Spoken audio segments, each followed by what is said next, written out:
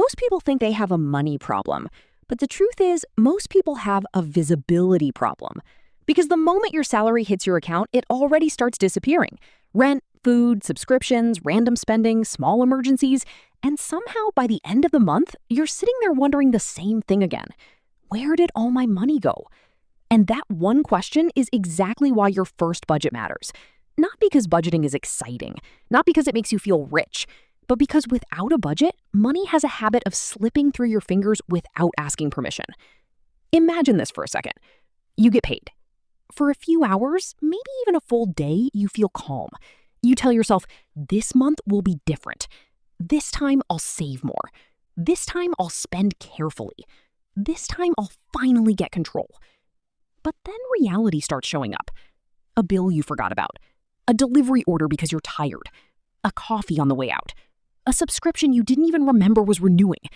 A small emergency that doesn't feel small when your account balance is already low. And just like that, the month begins to feel heavier. That is what happens when your money has no plan. A budget is simply a plan. Nothing more complicated than that. It tells your money where to go before life tells it for you. Now, let's be honest. Most people hear the word budget and immediately think of sacrifice. No fun, no freedom, no spending, just restriction. But that is the wrong way to look at it. A budget is not a punishment. A budget is permission. It gives you permission to spend without guilt because you already decided where the money should go. It gives you permission to save because you already made it part of the plan. And it gives you permission to stop living in that stressful cycle of guessing, hoping, and regretting. If you've never made a budget before, this is where you start. Not with perfection, not with complex spreadsheets, just with honesty.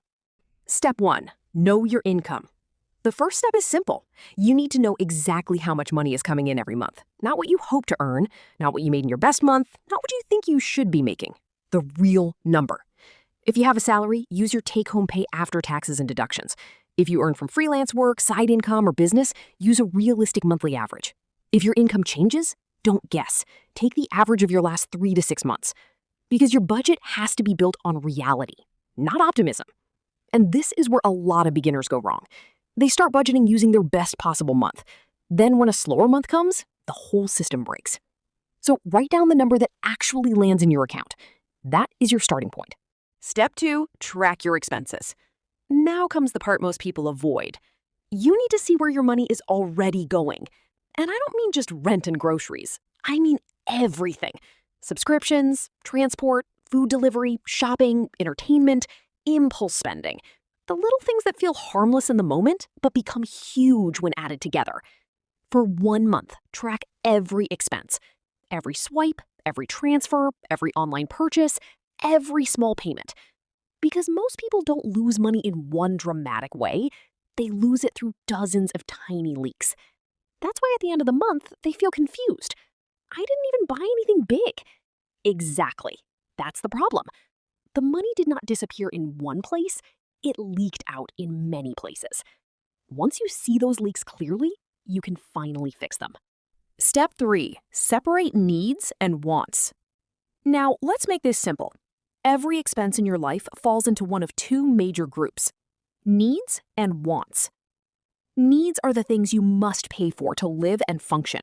Things like rent, groceries, utilities, transport, insurance, and minimum debt payments. Wants are the things that make life more enjoyable. Eating out, shopping, entertainment, travel, lifestyle upgrades. Subscriptions you enjoy but don't truly need. And here's the important part. Wants are not bad. You do not need to cut out every enjoyable thing from your life. That is not how a healthy budget works. A good budget is not built to make you miserable. It is built to make your money behave. Step 4, use a simple budget rule. The easiest system to start with is the 50-30-20 rule. Here's how it works. Roughly 50% of your income goes to needs, 30% goes to wants, and 20% goes to savings or debt repayment. That means your essentials are covered first. Then you still leave room for enjoyment, and you also make sure your future is getting funded. This is why the rule works so well for beginners. It keeps things simple. You don't need to master finance overnight. You just need a framework that gives your money direction. Now, is the 50-30-20 rule perfect for everyone? No. If you live in a very expensive city, your needs may be higher. If your income is unstable, your savings target may need to shift. If you have serious debt, your 20% may need to be used more aggressively there. But as a first budget, it is one of the easiest ways to build discipline without feeling overwhelmed. Let's say your monthly take-home income is $3,000. Under the 50-30-20 rule, about $1,500 goes toward needs, $900 goes toward wants, and $600 goes toward savings or debt repayment. That's it.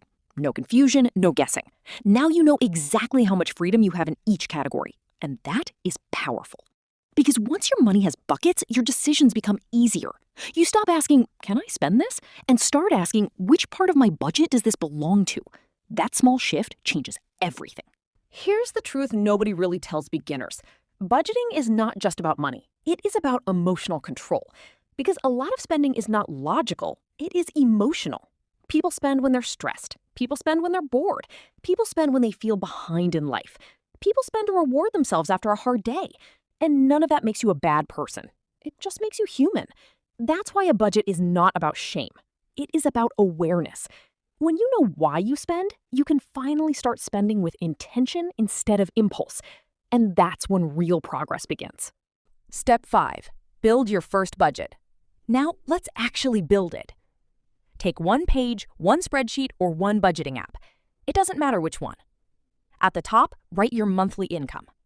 Then make 3 sections: needs, wants, savings or debt repayment. Start filling in the fixed expenses first: rent, bills, insurance, minimum payments, transportation.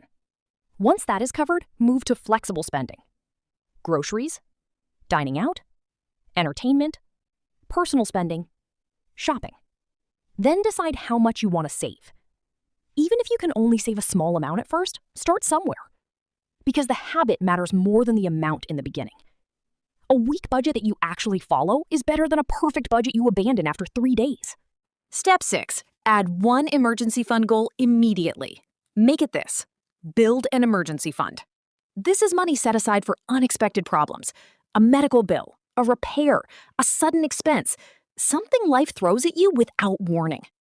Even a small emergency fund changes your entire mindset. Because when an emergency happens, you don't panic the same way. You don't reach for debt immediately. You don't feel like one bad week has destroyed your whole month. You have a buffer. And that buffer gives you peace.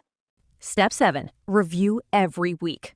Now, this part is important. A budget is not something you make once and forget. You need to review it every week. Ask yourself 3 simple questions.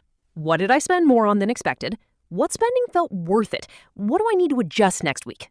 That's all. You do not need to make budgeting a stressful event. You just need to stay aware, because the budget is alive. It changes with your life. And the more honest you are with it, the more useful it becomes. Before you finish, let me save you from a few mistakes.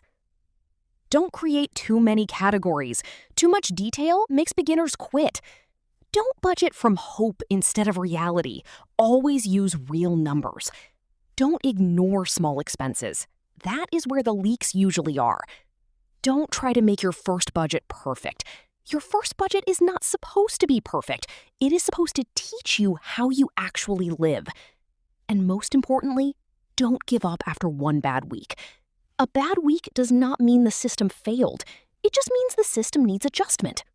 So if you are starting from zero, remember this: a budget is not about becoming strict. It is about becoming clear.